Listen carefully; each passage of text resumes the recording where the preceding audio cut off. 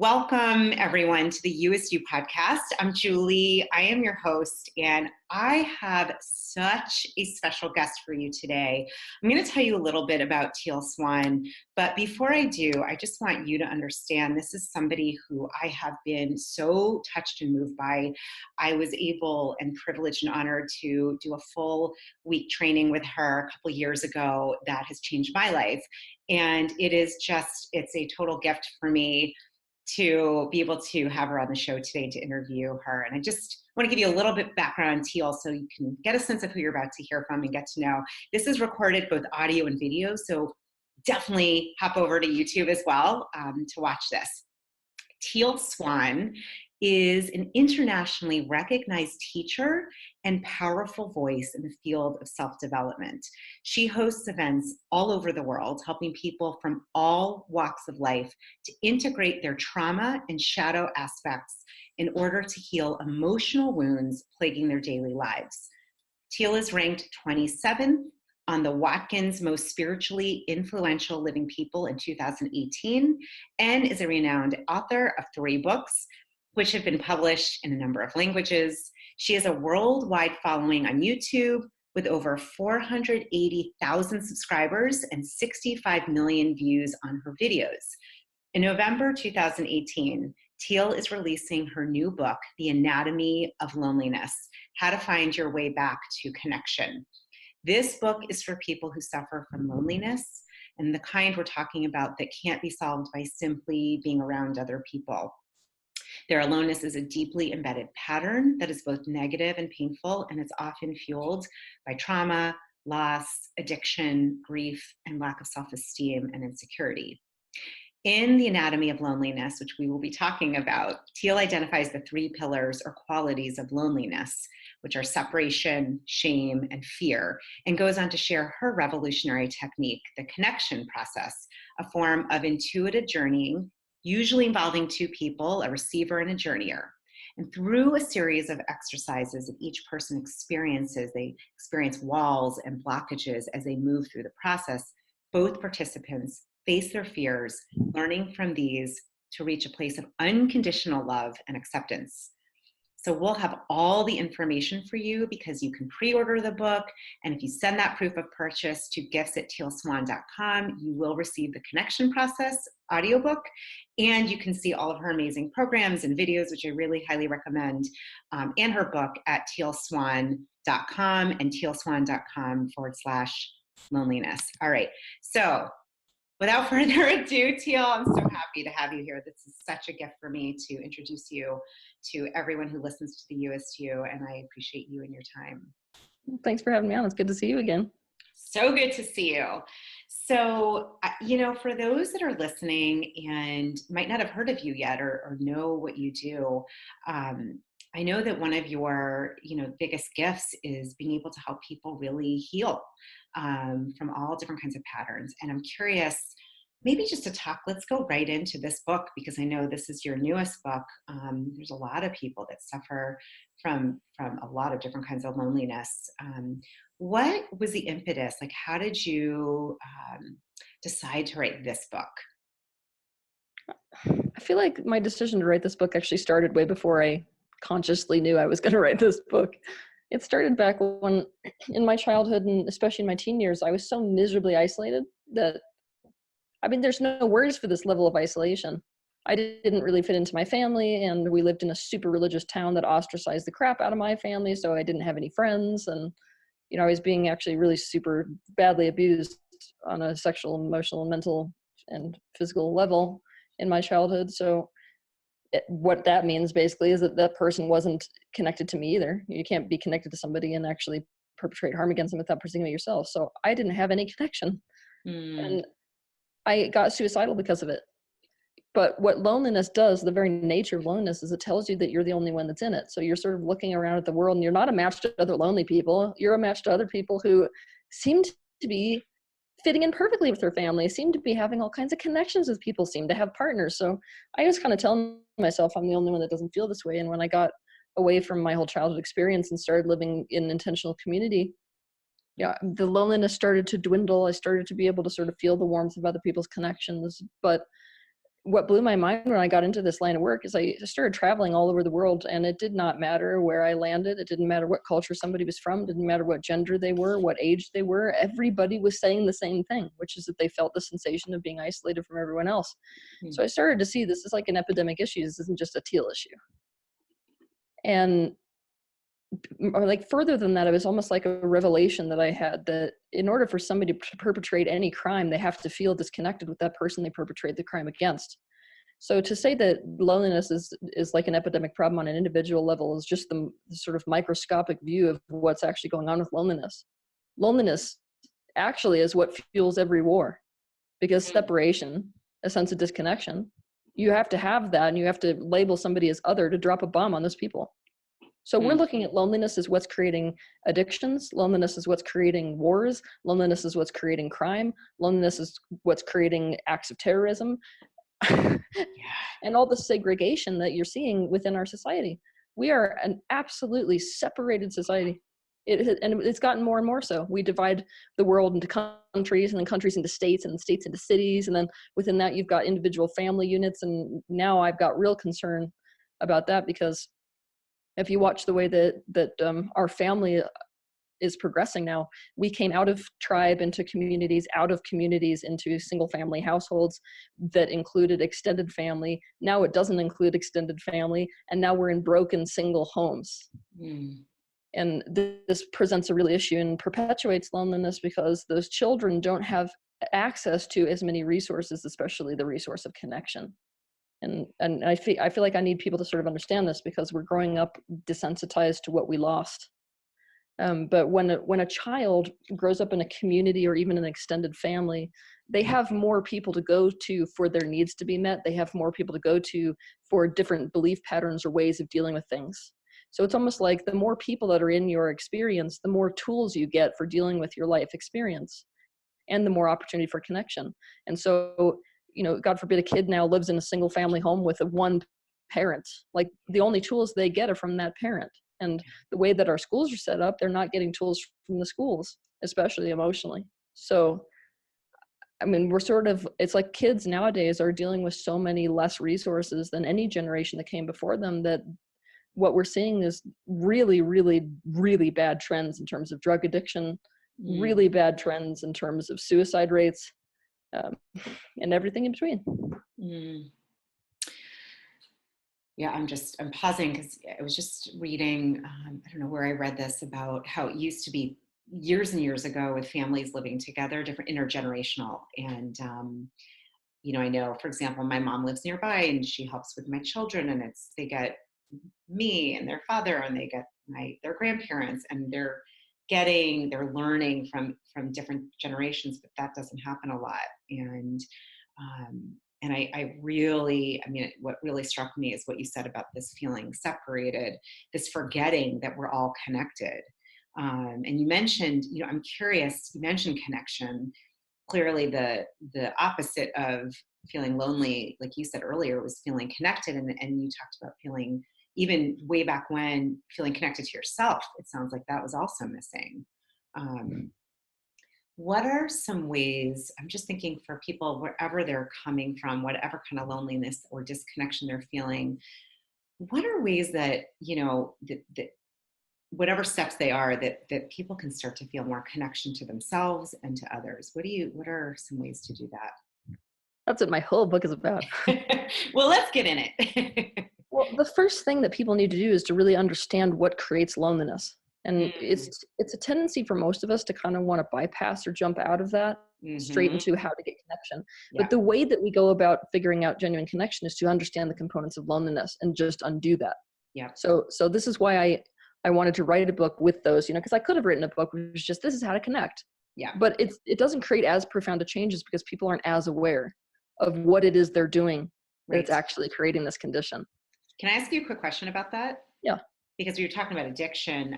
I'm very open. I struggled with food addiction, not necessarily the same as opioid addiction, but addiction is not wanting to go to, for me, it was not wanting to go to the feelings and the depths. Yeah, that's always what it is. Yeah. Right. Not singular there.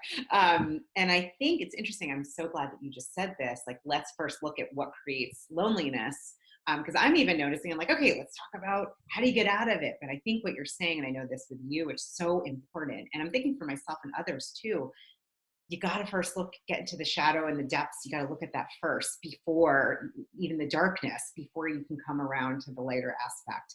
And Yeah. so I love that you are addressing that, and would love to look at that. I know you talk about the 3 pillars. Yeah. As much as you can get into that, I think it'd be really helpful. And then Okay. we can make a connection after. Okay. So what you're looking at with loneliness is these 3 pillars that create it, but the way to visualize it is like in the center, there's this beam, that's separation. The other 2, which is shame and fear, they kind of sit on it in a teepee shape. So the other 2 pillars feed into that primary pillar of separation. Mm. The story of separation started far before our physical birth. I mean, if you want to get way outside of your own individual reality, that actually began before human incarnation, before even our own solar system was created. Mm. It's the concept I. When the thought I was ever thought within source consciousness, that is the mind of God, by default, instantaneously it created the concept of other. So it's almost like there was nothing that was not that united consciousness until the minute that thought occurred, and then there was a crack where suddenly there was the idea creates the reality. There is something to be in relationship to, but we know if source is everything in existence, there is nothing for source to be in relationship to. And so source itself began to feel its first sensation of loneliness. Now, obviously, because of that crack, there is nothing that isn't source. So that first crack that occurred within itself. And it acted as like a cancer. So the way to imagine the way that this went is like, when you've got a fertilized egg and it splits into 2 cells and then into 4 cells and then into 5 cells. Yeah. This is actually the process that source itself went through once it thought the thought I. It began like a cancer within itself of separation. Yeah. And so now you're literally living in this physical world. Not only did those dimensions split off, but also we've got every individual thing within this dimension and everything within that thing. So, I mean, we're literally just becoming more and more and more and more separate. And there was this sort of a crossroads point where the parts that broke off from source consciousness forgot they were even part of it to begin with. Mm. And that's when the cancer became terminal, if you will. Mm. Where source consciousness felt quite out of control of itself. That was where that first sensation within even source perception occurred. So, it's sort of difficult right now. I'm sort of pulling people out of their human perception into the perception that source itself had. But what was really interesting about this process of fragmentation is that every single separated thing that was created was just a division of the original whole, mm-hmm. which means that everything in existence, every person, for example, is a fractal of source consciousness. This is everything. If you want like the good news, the empowerment in that realization is absolutely everything. Yeah. Because if I am a fractal of source consciousness, it means that every single fragment that's external to me is internal to me. Now I do have the power to create integration, and I don't have to rely on my worst enemy wanting to fuse with me, because my worst enemy is in me.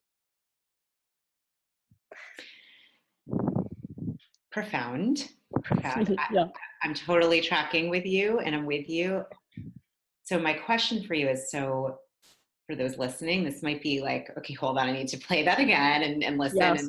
And I think, what does it mean for you? You want me to dumb this down? So what does it mean for you? Yeah, exactly. You just knew what I was going to, yeah. You just read my mind. It means for you is that internally you see yourself as a singularity. This is the first change we need to make as people. So I call myself Teal. I see myself as one thing, but that's not the truth.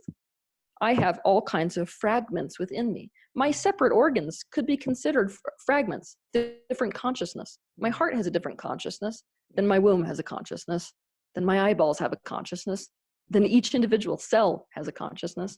That's just on the physical level. What I'm much more concerned with, actually, is that our personality has fragments. So everybody, by the way, does. So the way to think about this is everyone has multiple personality disorder. Absolutely everybody in existence. We just don't call it a disorder because I'm not walking up to somebody saying, I'm Teal. And then the next day, I'm Michelle. And then the next day, I'm Carol, But when we're used to these personalities, we see them in each other all day long. I mean, your friends. When they're playing sports, they probably have a totally different personality than when a guy walks in the room, right? And they probably have a different personality when a guy walks in the room than when they're putting their child to sleep. And we don't identify those as complete separate constructs within a personality, but they actually are. And we need to start to see ourselves this way in order to create genuine integration. So the way that I put this forth in the book is that you got to see yourself as if you have all of these internal Siamese twins. I'm calling them Siamese twins because they operate within the same body. But anytime you feel a decision that you're having an issue with, you feel sort of torn. You're like, I want this, but I don't want it at all at the same time. It's so confusing. You're actually dealing with these, that's the way to imagine it, these two internal twins that are conjoined because they share the same body and they completely disagree. So what we have to do to transcend this pillar of separation is we got to find a harmony between these completely polar opposite views. And that's not compromise. Compromise is not going to benefit anybody, because what compromise is I'll take a little pain and you take a little pain. Mm-hmm. We're looking for instead, and in order to find this, we have to go as deep as we can into the perspective of either polarized part, mm-hmm. with total empathy and total validity. We can't go into it thinking, oh, well, that one's already stupid and I already know it. No, we got to be totally open, and it's something that takes some practice. But when we go into each perspective of these very polarized selves as deep as we can, we develop such an understanding for their actual needs, for their actual perspective, that what we find actually is a third element, which is a concept, a thought that unites them. So they get on board with each other. There's no more tug of war internally. They actually have fused in one direction. And that's the process of integration. So that's, the pillar of separation is all about that. I'm introducing the concept of creating internal integration with polarized selves. Wow.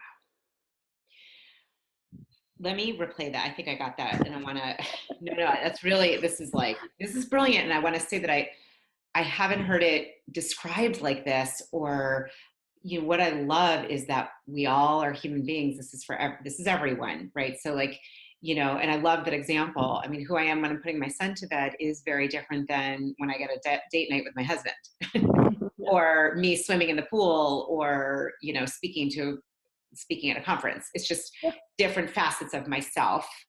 And so maybe to give an example, who I am, maybe if I'm having a conflict inside, which can feel upsetting and disturbing and frustrating and off-putting, I've always said, you have to come at it with compassion. That's like the elixir. Otherwise, if we're judging, you can't do this work if you're judging, which now makes sense to me. This makes sense. It's like you got to create that open field of just loving compassion and observer, of non-judging, and just allowing for the polarized version. So maybe the me that puts my son to bed and the me that, wants to speak at a women's conference. Those are two different sides of me. That happens. Do I go to this or do I not with my children? So I have to put both of those on the playing field with love, with empathy, with validity. And then you're saying, find the common, I'm almost seeing an arch of the common shared theme or thought between the two. Yeah, and sometimes even when you expose one to the complete awareness of the other, that will naturally occur. So a lot of times you're dealing with this split within consciousness, and one part will say, all right, it's not that I don't want the relationship, it's that I'm terrified of the relationship. So then what the third option is working with ways that you can feel safe going into the relationship. It's not actually a hell no, but you would never have known that, Oh, that's fascinating. It's kind of, this is so interesting. I'm visual. So I'm picturing like the 2 points, and then you put the point in the top as the triangle. It's like you're reverse engineering the two aspects of you that might be opposing each other. Yes. I think everyone, hope you guys are following, because I'm trying to make this is helping me. I mean, I'm thinking, okay, I have me putting my son to bed and spending time with my kids, and I have me wanting to be an impactful woman in the world, adding healing and love. Okay. And so, what do I do when I really want to do this thing, but it keeps me from my kid? Like, I have this all the time. And well, I don't know a single working woman that doesn't have that one. Yeah. Right. Again, cannot be the only person with this. I know that. Right. No. but it can feel very like there's two sides of me. There are Yeah. two. I'm just using this as an example because I'm literally integrating what you're saying. Okay, so here's the thing. When you go completely, you have to literally, like, you don't want to stand in the middle to begin with. Yeah. You want to go completely only into the one. And this is, we have to allow it to have a real dark side, you know? Yeah. Like some of the parts, when we deal with them, they're going to say things like, I hate kids. I don't even know why I had kids. I don't even want kids. So we let it completely express itself. Yeah. And then we go over to the other side, and usually what it has to express is the exact opposite. But by going so deep into it, we find out the real why we're doing things. So I have that same split. And, you know, when I started to work with my part, so much of the stuff I was choosing to do with my son was because of the should factor. Yeah. And what was really beautiful is that the third option that I actually found, it wasn't that I didn't want to be a mom. It was that I don't want to be a mom in that way at all. So when I can't tell you how our relationship improved when I actually just like let go of the things I was doing because I should be that type of mom. Yeah. And I was just honest. It took a lot of balls, but I was honest. I went into the school and I'm like, look, I'm not going to be a PTA mom. I'm not that kind of mom. It's not going to happen. And go ahead and deal with the issue that you've got with it right now with me, because like, this is the kind of mom I am. And that's what I defined. You know, this is where I really am there with my son. This is the stuff I really do enjoy with my son. And I'm going to take the responsibility as a mother. I'm just going to decide to do that, to get him the resources for other people who fit into those other roles that actually enjoy it. Instead of being like my mom was, you know, where I'm doing things that I freaking hate doing because that's just what moms do. And it changed everything. But without getting totally into that part and how it really feels about, you know, certain aspects of parenting, I would never have come to that. So, you know, I was able to find that third option that worked perfectly for both, where, you know, my career side wasn't resisting parenting and my parenting side wasn't, you know, in angst about that other one being like, but we should be on stage right now, you know? Totally. This is it's super fascinating and helpful. I mean, for those of you not watching, I mean, it's bringing tears to my eyes because it's something that I've really grappled with. And I've had the whole, like, I said to my husband last night, I love my children. And I'm like, I don't know what I was thinking. Like, I actually am not sure what I was thinking because I am not a typical mom. I'm just outing myself. Like, I am not a PTA mom. I don't enjoy that stuff. I enjoy, you know, like interaction one-on-one where we're communicating. I enjoy doing, I mean, I'm not one that's a big joiner. So you're not going to find me in big groups with other moms, even though bless you moms I love you, but that's not me. And I think, you know, what I'm hearing also is it's freed you up. And so listening, it's freed you up. And I'm curious because taking the understanding that everything is energetic and energy, I mean, even just on a health kind of energetic space, I would imagine now as you feel like, yep, this is where I am. I do this with my son. I do this. And you're clear. I would imagine that's also affects your health and well-being and your energy. It affects everything. And it's affected my relationship with him within an inch of my life. When I'm with him, I'm really with him because that's what I really want to be doing at that moment. It's not this, there's no split energies. And so it's actually this internal peace. And also, you know, it's been a major gift because most kids get sort of limited until they look at you as mom or as dad. Mom's usually the worst one. And it's like everything that I need and that I am needs to come through you. And that's sort of like, you know, it does an injustice to a kid to be like, I am your only resource. Right. Yeah. So what I watch is, you know, he's evolving into this person that's able to be like, okay, well, this person's good at this. And so I'm going to use them for this. This person's good at that. So I'm going to use them for that. And he's also at the same time not pigeonholing himself, I notice, of course, it's more difficult to raise a kid that's more conscious, but he's not pigeonholing himself into it, you know, somebody who has to be a certain way. Like he'll turn around now and he'll look at me and he's like, Mom, I'm just not that kind of kid. And I'm like, oh, you're okay. So awake. Right. Yeah. I think I got to honor that because you're actually pretty aware now. And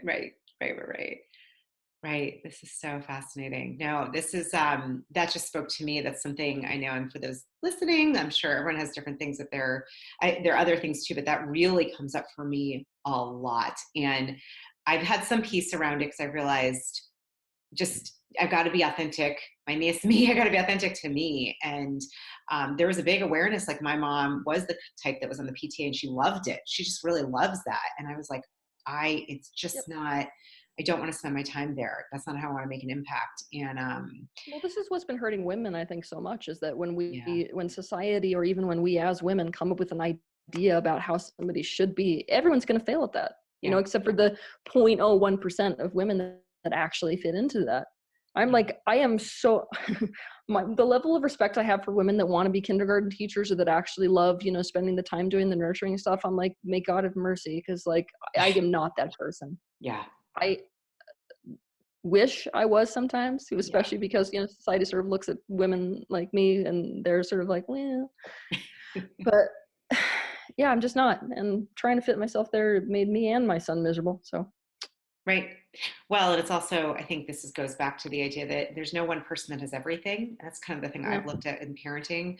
I didn't even know we were going to go in this track, but I know a lot that listen have kids. And the truth is, and I have to tell you, and I know there have been people, it might look like, oh, Julie is just really kind of like in and out and sometimes absent. I'm like, no, I know my mom is way better at the Mother Earth nurturing stuff and the patience and like the certain things. I'm like, so I have people do what they're better at. And I'm like, my strength, like you're going to have unconditional love. We can talk about anything under the sun, especially the wacky, weird spiritual stuff. I will be here to, I know what I'm enjoying and good at, and I'm trying to focus there. And sometimes that does not look like what would fit in society. And I've had to just decide I can't care. Like I got to be true to me. And sometimes it does match up, sometimes it doesn't. But this is a big one. I think, especially if you are somebody who has a business or a mission that's not just kid driven. I'm thinking of you too. I look at teachers and I'm like,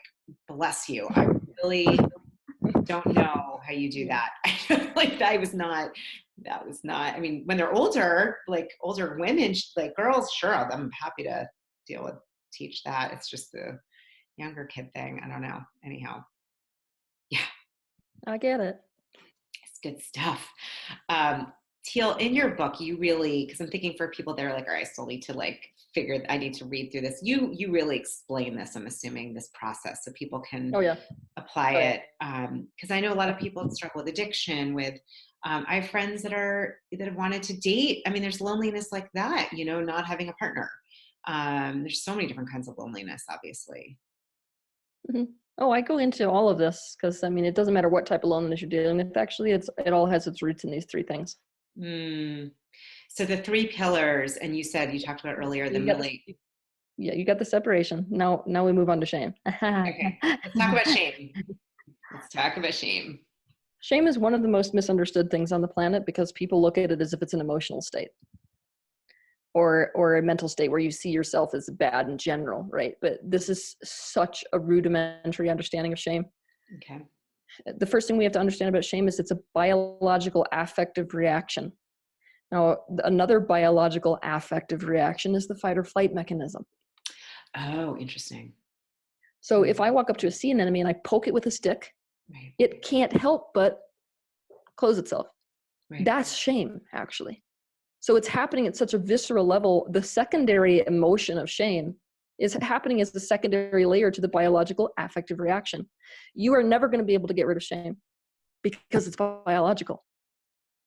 So, any more than you're going to be able to transcend me coming in for a punch and you flinching. It's not going to happen. Right. Because at our basic biology, we are a social species. Right. And I'm sort of harping on this in the book, but it's ridiculous what we have done with independence. Absolutely ridiculous. We are a group species, like a deer is, like a dog is. And so it's as ridiculous to say, you're pretty dependent. You need to go figure out how to become independent. It's as ridiculous to do that to a human as it is to walk up to a deer and be like, sweetheart, you're not doing very good without your herd because you're so dependent on them. You pretty much need to learn how to be alone. Like, it's so dysfunctional, but we do this to each other. So this is why shame exists, is because we're a herd species, a group species. Our survival, and this is non-arguable, our survival is completely dependent on the people in our lives. It's way worse for us than it is for a deer, because we cannot function before a certain age on our own. Like, if there's no mom, if there's no dad, that's a dead baby. So what we have wired into our system, this is the most basic aspect of our nervous system. We have wired into ourselves the concept that closeness with the social group is more important to our survival than even food and water. Mm. And it's really important for us to get that too, because biologists will not argue that point. Right. For sure. Studies But on here's the this. Yeah. thing. If it's just really simple how to work your way out of this. If food and water was a more important thing for our survival, you wouldn't watch people who are going through grief starve themselves. Mm. Ooh, I got A lot of chills. times what we notice with processes of grief, with we lose a relationship, is that people will stop eating, they can't drink anymore. And so some of them actually die. I mean, this is not like an unheard of thing for people to die of starvation or die of thirst based on the grief that they're stuck in because of loss of connection. It's the most important need for a physical human. So because we need, and this is why shame occurs, if we need that level of closeness with another person, and that's everything to us, when they push us away, we have to get rid of whatever they're pushing us away for immediately.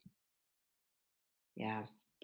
So this is what happens early on in our childhood in the process of socialization. Mom or dad, usually starts with them, looks at us. It could be a look, it could be some word they're saying. Whatever it is, we perceive it to be a push away for some aspect of ourselves. So let's say that mom does that with my anger. Mom disapproves of my anger.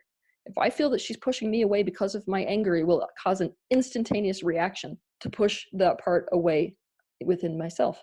That's what shame is. Wow. It's I'm pushing a part of me away. So triangulation is like one of the most common social behaviors, I guess, within the human race. So my way of establishing closeness with another person would be to be against you, right? So what shame does is it creates an internal triangle by which I try to reestablish closeness with my parent or whoever I need to be close to by pushing that part they dislike away from me. And when I do that, what I feel in my body is that sensation that we associate with shame. I am looking at a part of myself as if it is bad. Right. And this is why this ties in so powerfully to loneliness, is that I can't push you away without simultaneously pushing myself away, any more than I can hit you without my hand being hit.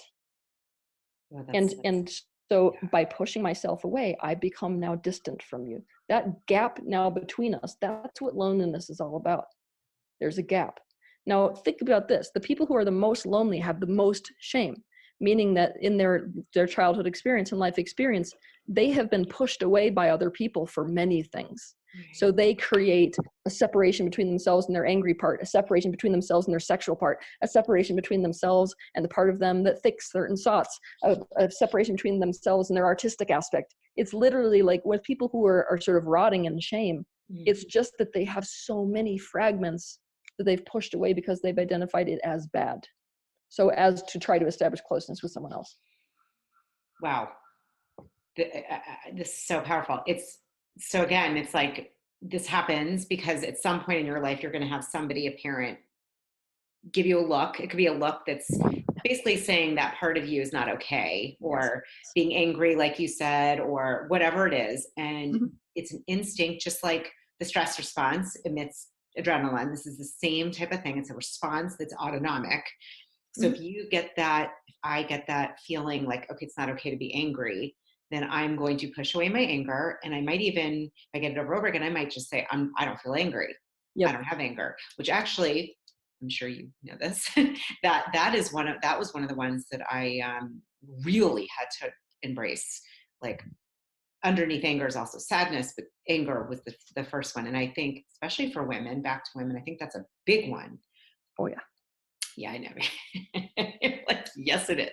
Well, and it's like embracing that, because the truth is that to have that feeling of not being loved and connection is so great. And there's studies around this. The kids that have died from not having connection. Yeah. Oh, straight up. Right. So here's the thing. Okay. The more you could consider shame the mechanism for fragmentation within a human being.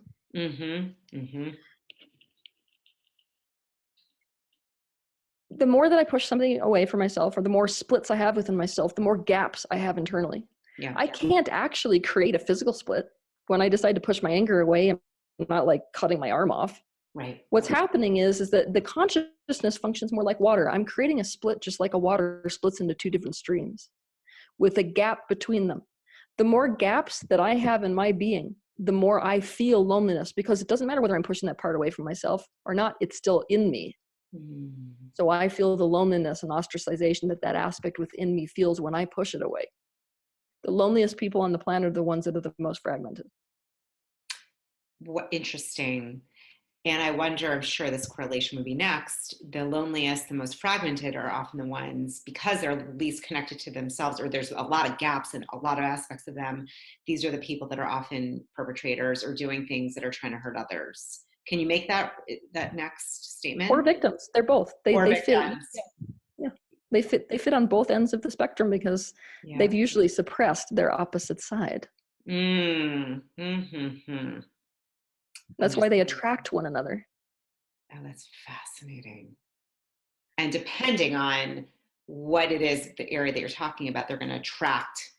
Maybe it's around anger or around sadness or around. Well, this is where to go next. Okay. If anything that I disconnect from myself, I polarize when I do that.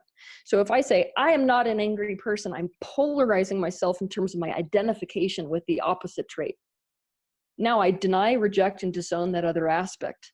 Yeah. But the energy of suppression is still energy feeding something. Yes. And the law of attraction, which is this law we're operating in, still is going to respond and reflect to that suppressed aspect. But this is what to understand. Attraction is about magnetism. Yeah. If I polarize completely, I'm basically going all the way to the plus. Yeah. So whatever I've cut off from is the minus. And so my attraction is going to be to whatever mirrors that aspect. So you can guarantee that in my life, the people I'm going to be attracted to are a complete mirror image of the aspects I pushed away in myself. To begin with, I'll feel like, oh, I need that, because everything in the universe is in the direction of healing. Everything wants us to reconnect. So this is the external attempt for us to actually reintegrate with those aspects we pushed away from ourselves.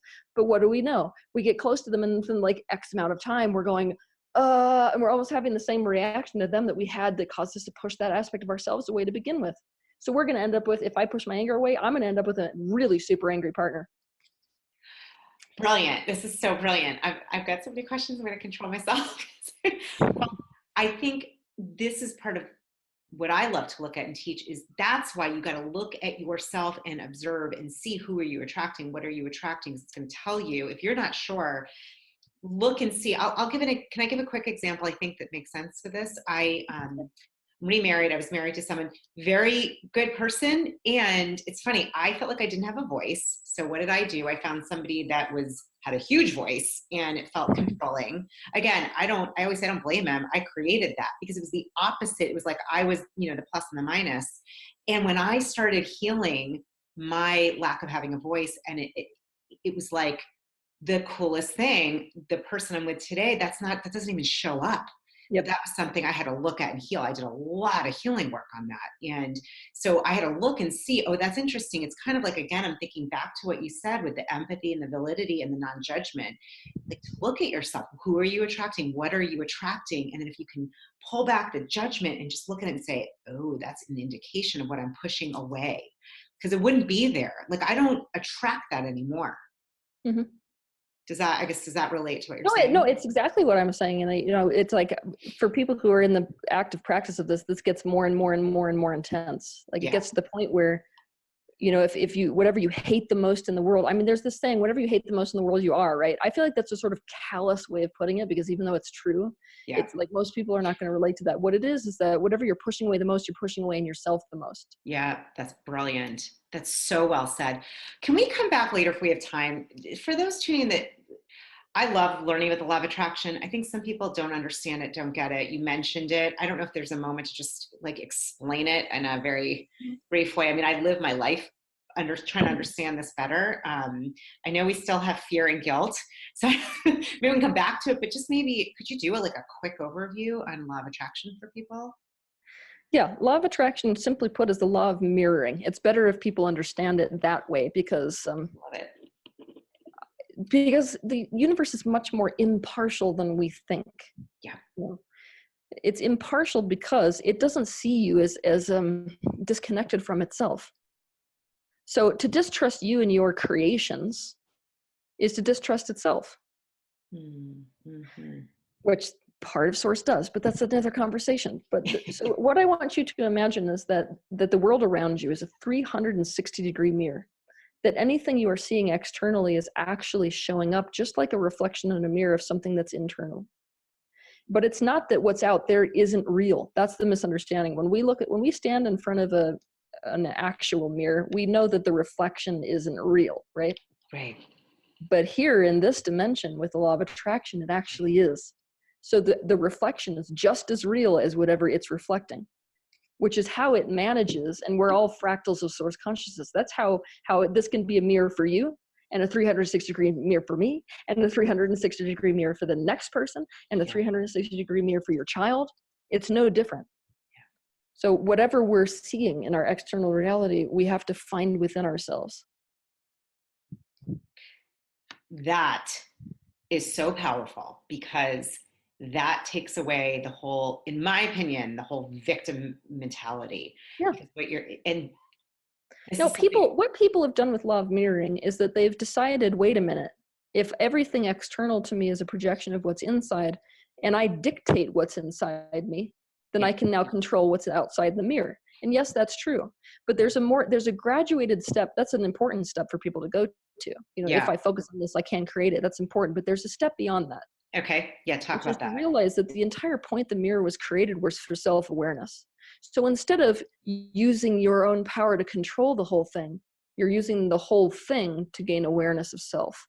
And so that is where I'm trying to lead people to, which is that second step, to use law of attraction in that way, which is the original way that source intended. Source itself, when it created this whole construct and then projected itself into it, was wanting this to be a learning hologram. Yeah. There's no better way to gain self-awareness than the concept of mirrors. Right. Wow.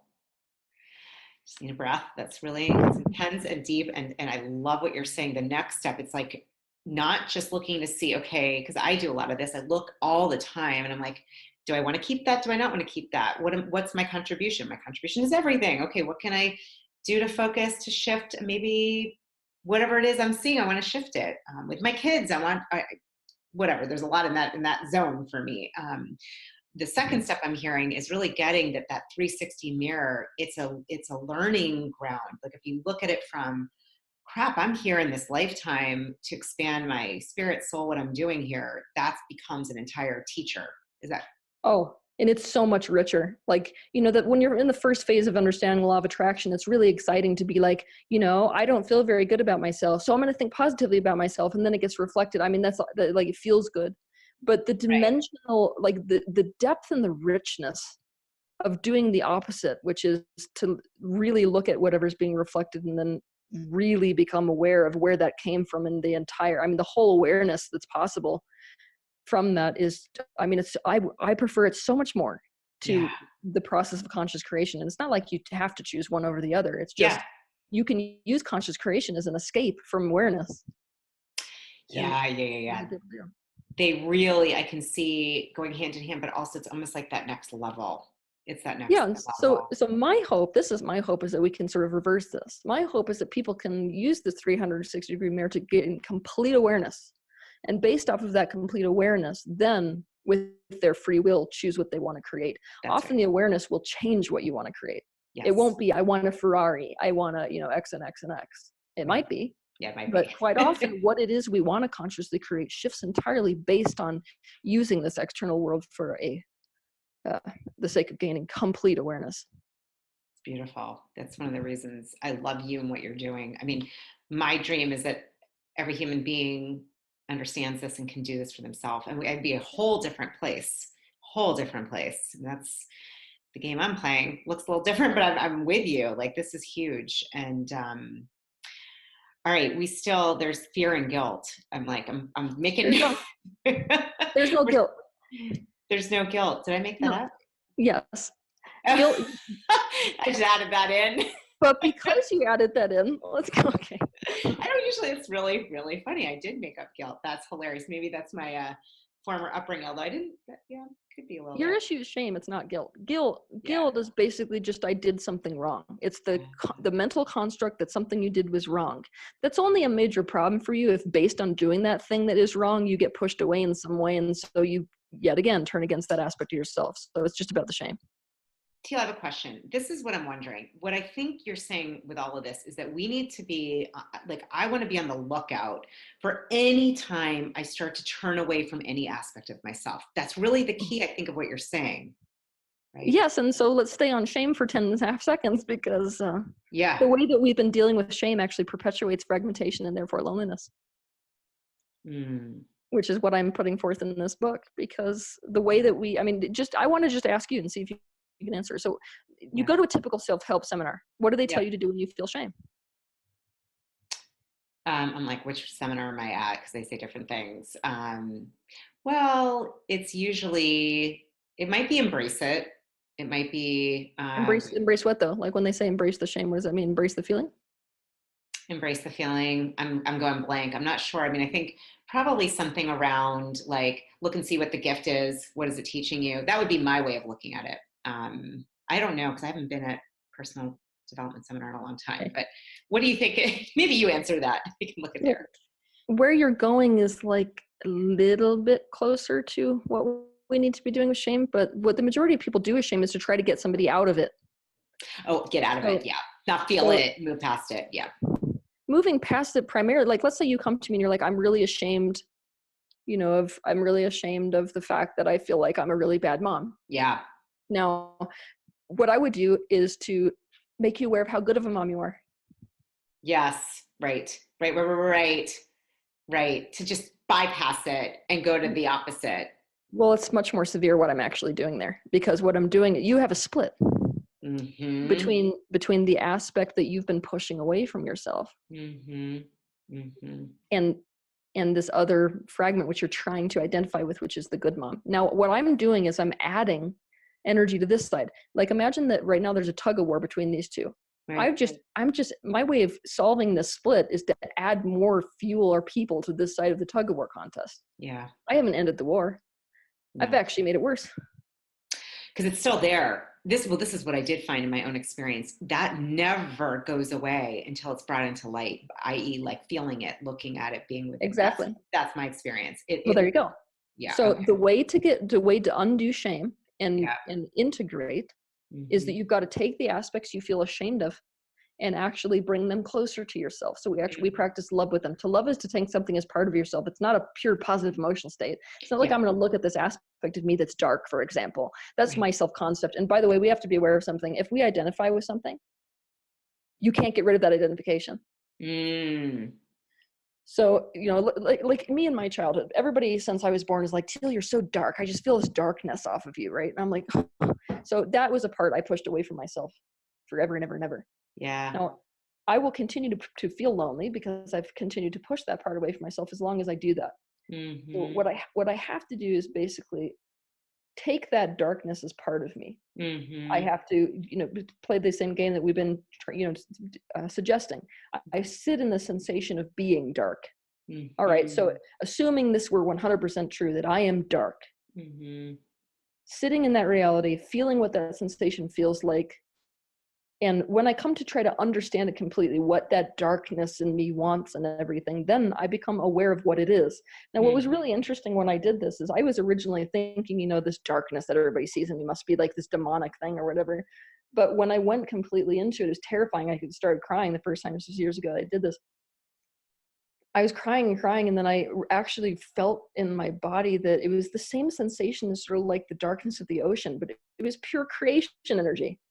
Creation energy is actually dark, and anybody who's been present at a birth can tell you what that feels like, because death actually is represented as white because it's the light aspect. The dark aspect is that birth. It's that primal energy. It's basically the shadows. It's that, it's pure potential energy that actually contains all potentials within it. So it's this very powerful force that's not bad, but because of how we label darkness, we label that creation energy as negative. But I, wasn't aware until that moment that I was completely full of that. Like I came in, really sort of cut from that cloth, if you will. And by embracing that, not rejecting it anymore, not only did not only did it create more integration within myself, but I could actually use it positively. Yeah. So that's just one example of many. But, the way that we need to deal with these aspects that we're ashamed of is we need to bring them in and bring them closer and make them a part of us and meet their needs. And this is terrifying. Yeah. Most people are terrified. I mean, you tell the average woman, you got to bring in your anger. They're like, I'm going to kill someone. I'm pretty sure my husband's going to have a frying pan through his head. Like, Watch out. Yeah. But that's not what actually happens. And so you want me to tell you why it doesn't happen? Yeah. Let's please, because some people are listening like, crap, I don't want to feel that. It's why I eat chocolate chip cookies, or I drink, or I'm on social media all the time. What I'm about to say now is, like, you could spend probably a week, 2 weeks, a month just meditating on this concept I'm about to share with you. Okay. Because not only does it change the entire way that we see, our relationship to these parts within ourselves, but it changes the way that we address the society that we're living in. And I'm gonna use to sort of illustrate this concept, and I'm gonna use you and me. Okay. Yeah.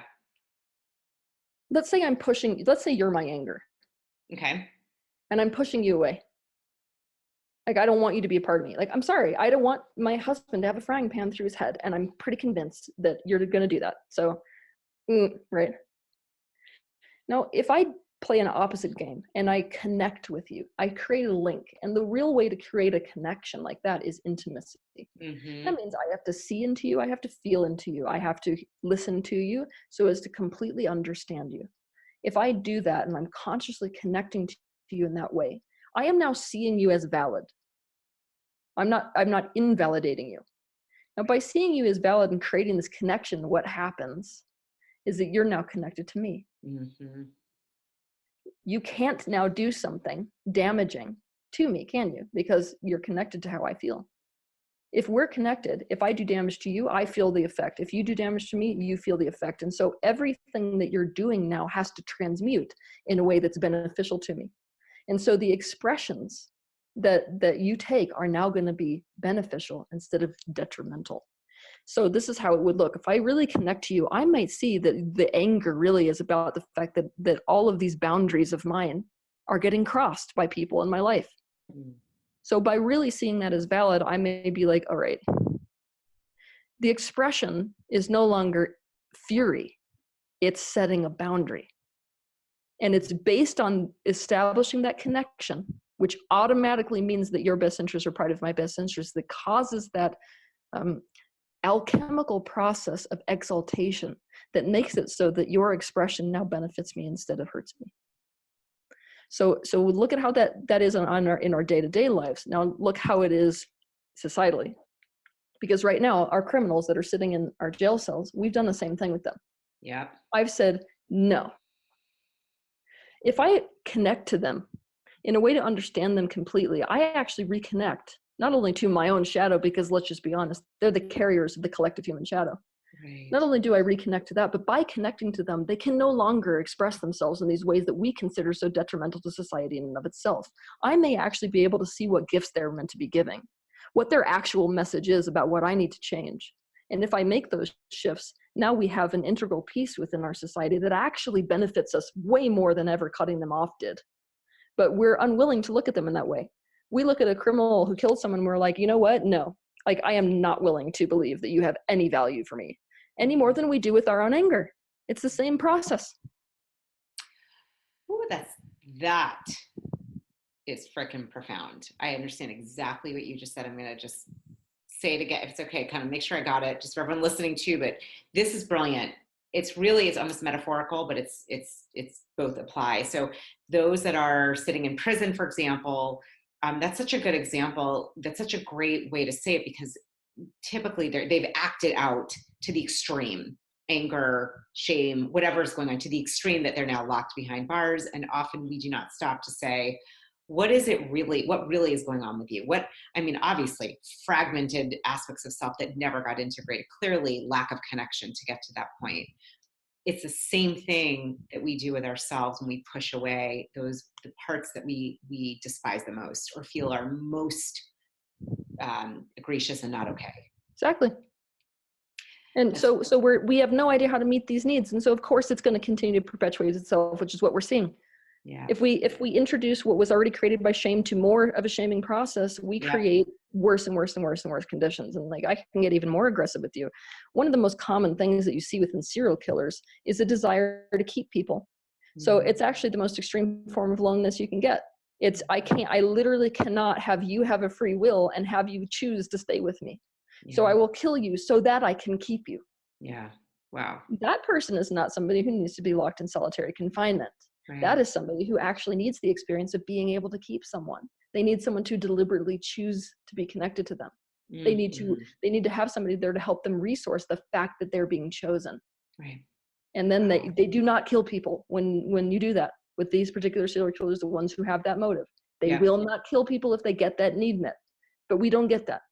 So that makes sense. Are you thinking or considering, I mean, I feel like this book is for anybody, but and especially thinking, of course, like in prisons and people that are really suffering the most. I mean, and addiction and recovery centers. Like I would think, I mean, I'm sure you have. Oh, I'm already working with addiction centers, and I might even start one of my own. But my opus in my career is going to be the justice system. This is what I'm going after, is justice reform.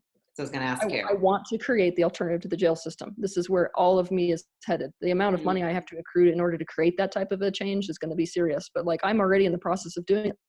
I'm already in the process. I found my psychiatrists who are going to be observing these people. I'm already in communication with members of the government in terms of how to start a charter program where we actually get a select number of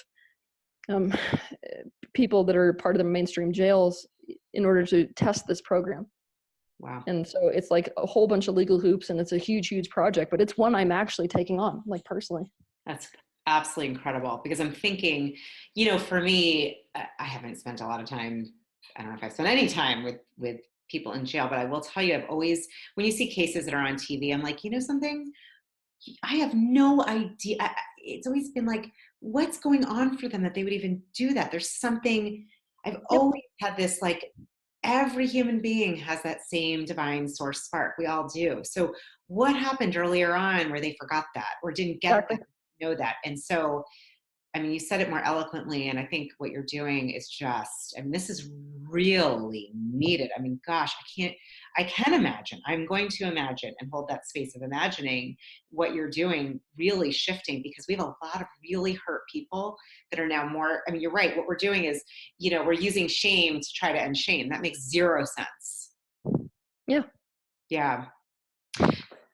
Well, and for those listening that, okay, they're not in jail, most likely, maybe, I don't know, maybe there are some people listening who are in jail. Maybe I've reached that population too. It'd be cool. Everyone has their U.est. I think just starting with even what we talked about, like looking at there's a whole spectrum of where human beings, where we fall. I guess I'm kind of asking you, but I think no matter where you are, you're a mom and you feel guilty or you feel shame around, that's a big one for me. I've had that a lot around feeling like, I'm not sure I was meant to do this. Like, what am I doing? And wanting to make my career my baby because I'm in love with what I'm doing. And that's really one of the big ones for me. I'm just outing myself. Like, I'm in love with what I'm doing. And sometimes I get this feeling of like, I wish I just could do my whole time on that. I just want to help so many people. And crap, I have these two little people that I did have. And, so that's one of my areas. I know of more than one. But wherever we are, this is useful and healing for everybody, wherever you are. Mm-hmm. Yes. Yeah, this is awesome. Did we touch upon fear enough? Let's go to fear. Fear is pretty simple. It's the opposite of love. So most people think of hatred as the opposite vibration from love, but actually it's fear, because to love is to take something as part of yourself. Wow. To fear is to push something away from yourself. So like, when it comes to shame, I'm afraid that if that's part of me, then I'm going to meet with some consequence, being that I'm not going to be able to be close to this person I need to be close to. That's the one fear that's present with shame. Yeah. But any fear that we have, it's about we're pushing something away. Anytime we do that, we're enhancing loneliness. I mean, even if we're doing it with a shark. Mm-hmm. Now, what I'm putting forth in this chapter on fear is that we also push our fear away, though, and that is the most unhealthy way to deal with fear. Okay. So most of the techniques that we have for how to address fear, which is this basically the condition of pushing something away from ourselves, actually enhances it, because we have a part of ourselves that is doing that for a reason. Yeah. Instead of rehabilitating that aspect and really seeing it as valid, yet again, we push that part away. Yeah. It's not okay to feel the fear. Right. So what we have to do is the opposite with our fear selves. So if fear is to push something away, you have to pull your fear closer to yourself. Mm. And this is a different way of going about things. It doesn't mean that we let the fear make it so that we never do anything in life. Instead, we walk forward with the fear. So the mental shift, I've got a lot more things in this chapter on fear that'll interest people, but the most profound thing to understand about it is that instead of bulldozing the fear or trying to escape from the fear, you move forward with the fear. It's kind of like you're seeing the fear as a little kid, not in a condescending way, like we like to do. Oh, it's just this little thing. No, like it's valid in that if it has a need and if it's crying at us, then there's something very important there. Yeah. And when we bring it closer to ourselves, we now know how to move forward in a way that accommodates for the fear. So it's not that I go on stage despite the fear. I Right. go on stage with my fear and go on stage in a way where there's an opening for that fear. Mm. Now, sometimes I've gone as far as to tell people, I don't have the issue with stage that most people have, but Right. like I don't one think or two occasions I was working with an internal part that did have an issue with that. And, when I really became aware of that aspect, that one that was in fear, it was able to express to me that it was scared that everybody, that it had to basically perform as if it wasn't afraid. And I was like, all right, I'm going to go on stage and tell them you're scared. Would that make you feel better? And I actually did that. And it made the fear feel so much more a part of me instead of, You just mentioned something, and I know, well, I'm like, I could talk to you for 15 hours. I don't want to keep you for 15 hours. But you said something, and this is something I've been playing with, and I think this is what you're talking about. I'm thinking for people listening, you asked your fear. I do a lot of writing sometimes, like, what would you like me to know if there's a fear, or just I'm feeling confused? Like, what? I'll ask these big open-ended questions and then pause and try to write or listen, because I'm thinking there's an aspect of you asking your fear, which I don't know that most people know how to do. This is big. To me, this has helped develop my intuition. And I'm thinking I know you, I mean, for those listening, Teal is like light years. I don't even know how to explain. Your intuition is like no one else I've ever been around. But we all have it, and we all have it. Different degrees, different ways. Yes. So I don't know. How can you even answer that question? How do you want to answer that? How to tap into that? How to ask your fear? Like, take whatever you like and share what you like. Like this, you have to, every emotion, regardless of whether it's fear or another emotion, but in this case, fear, has a message. Yep. Every single one of them is trying to express a personal truth. Mm. And obviously the shade of emotion is a way of saying that there's a shade of truth that's different, that it's trying to express to you. Mm-hmm. One of your emotions may be a message of, I don't want to do that, and I have a reason, let me share that reason with you. Another shade may be, I really like that, I want to go towards that. So, but we look at our emotions, we are so confused about emotions. We're frankly living in the emotional dark age. Yeah. But we have to start doing is to realize that every time we feel it, there's a very important message. And it's not even about whether we're going to listen to that message and automatically follow the message, is that we have to see it as valid. Yeah. Because I may be having that fear might have a message. This is a bad thing for me because of a bad previous experience. Mm-hmm. It may also have, be a message that, I don't want to do this because this is a bad experience, because it actually really is. Yeah. So for us, it's about when we really start to be able to decipher what free will choice we're going to make, is when we get all the information. Oh, that's brilliant. That's brilliant. That's what most people are missing, is Yeah. right that. What you said, emotions, all of them, even the ones like, for me, I'll tell you, I can feel the weight of emotions. I think we all can. You feel it in your body when you start tuning in. They have different frequencies. And one of my things I have to work on is I tend to like the lighter ones. Why not? I just like the ones that feel good.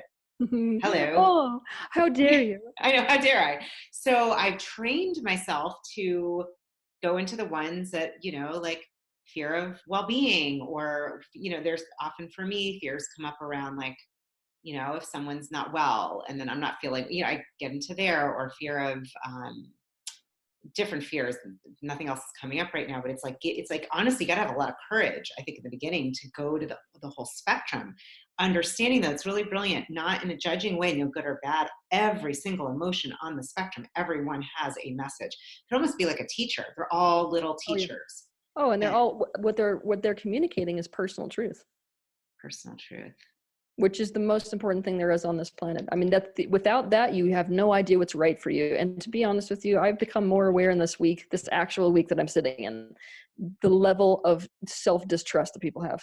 They distrust themselves because they don't listen to themselves. Yeah, that's it. That's it, Teal. That's it. And part of me feels like I can't blame people because they may not know or they've never learned to do that. And I mean, now they will. Well, we've taught them the opposite. Right. I mean, seriously. This is where the compassion should be. When a kid has an emotion, yeah, none of us who are listening to this today probably had parents who knew what to do with emotions. So when we had an emotion, they didn't use it as an opportunity to direct us towards what our personal truth was and make any accommodation around it. Instead, when you felt an emotion, chances are that they turned against the emotion. Mm-hmm. Mm-hmm. So we're literally all, it's like a chain of being taught to ignore the message underneath the emotion, see the emotion itself as wrong, especially if it's negative, and sort of transplant our own personal truth with the personal truth of whoever had the most control over us in childhood.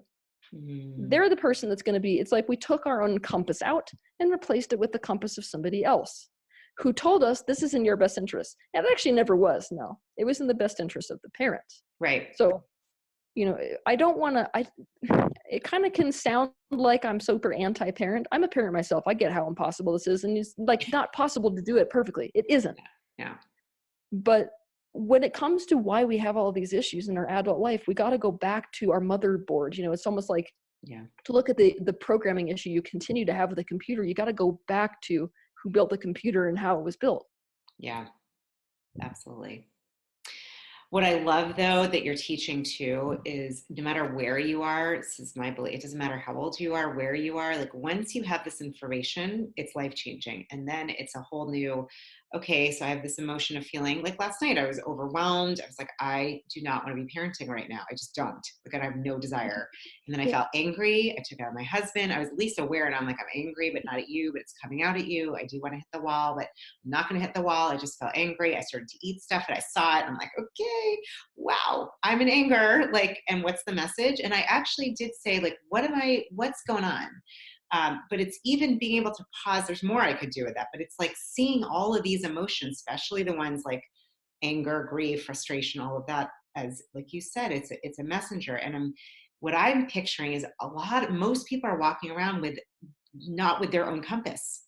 So if you bypass this, and I'll tell you, I work on this every freaking day, and I still feel like my compass has to be dusted off so it's mine, so I know where it's pointing. Because I used to go to like yours and his and hers, and I was like, who the F am I? Yeah.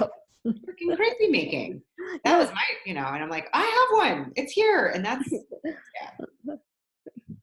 doesn't work to have someone else's compass. So if you're listening and you think you have some other compasses in you, this work is worth it. And you're just, I love all of these. I love what you're teaching. Is there anything that we didn't yet touch upon that you feel like are some points that are important to say? No, because I mean, if people are interested in reading this book, in every single one of these chapters where I go through what these pillars are, I'm explaining how to dismantle them. Yeah. And then the second part of the book is like, what do we replace it with?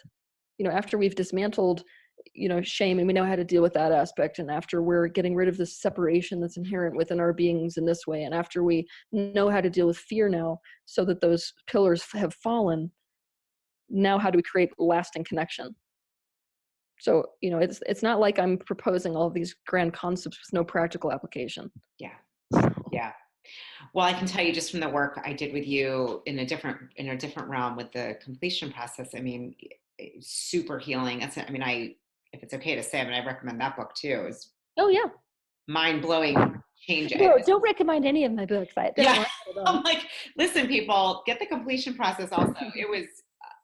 It blew my mind not just the process, but how healing it was. And I know I came away, I felt like literally pounds had been taken out of my body energetically. And I thought I was doing pretty all right. It's like, whoa. Um, so I'm so grateful that you're sharing this. I think it's badass awesome that you're looking to change the justice system and use it in that way. And for anyone listening, like, you probably aren't dealing with jail or at that level. However, I know if you're human, you're dealing with emotions that you've probably put to the side or not dealt with, and some compasses that aren't yours, or a compass that's not yours. And parts of you that you're not liking, and parts of you that you refuse to admit even exist, and yeah. It's just amazing to me. I think the framework of we're lifelong learners, and the goal of life is unfolding and learning, and it changes the game when it's like, this is what we signed on for, is to keep unfolding and learning. And then it's like, all right, let me look at my anger and frustration and be courageous. And the last thing I'll say is, as I've allowed myself to do that, it's actually been way less scary and intense. Like you were talking about the darkness. Yep. For me, what came out of it was this intense, like, oh my God, I just really love and have compassion for myself. Like, yeah, I can see how that was rough, or how that felt. It was such it's been such a healing process. And I would imagine that's a lot of what that you're about, is healing. Oh, 100%. Yeah. Which would basically be my ending message for people. So you think that by going in the direction of these things that you don't want to have be part of yourself, that all hell's going to break loose. But actually, that's when your life starts. Beautifully said. Oh my gosh. Your life starts when you start to really, really look at this and all of your emotions, all of them. Yes. That's powerful. Teal, it's funny to me, you're such a light. That's what I see with you. The darkness has a lot of light in it, at least over here. I just think you're extraordinary. And seriously, you guys listening, like, go check out everything Teal has done. This is just the tip of the iceberg. You have so many YouTube videos and other things that you offer, and workshops. And I mean, this is just a little tidbit of you and what you're offering to the world. But your ability to express and explain and to tap into this information it's mind blowing. It's beautiful. You're a real blessing, and you're in my life. So, all right, enough of the light. I'm gonna sign off and just say thank you. This is amazing, and I'm excited for everyone listening. And definitely, we'll have all your info and how to get your book and pre-order and all of that in the show notes. Cool. Thank you. Bye.